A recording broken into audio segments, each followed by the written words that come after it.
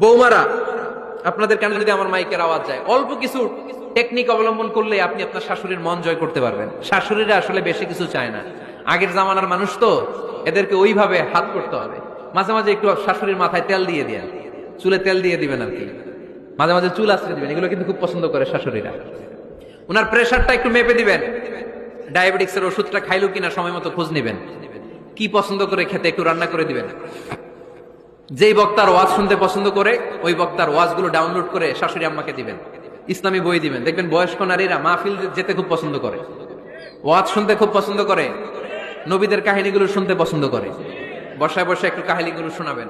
বাইরে বেরোলে জিজ্ঞেস করেন, আম্মা আপনার কিছু লাগবে কিনা। আরেকটা টিপস আছে, চুল যখন আশ্রাবেন আর শাশুড়ির মাথা যখন তেল দিয়ে দিবেন, তখন অতীতের কথা জিজ্ঞেস করেন। দেখবেন অতীতের স্মৃতিতে হারিয়ে গিয়েছে আপনার শাশুড়ি।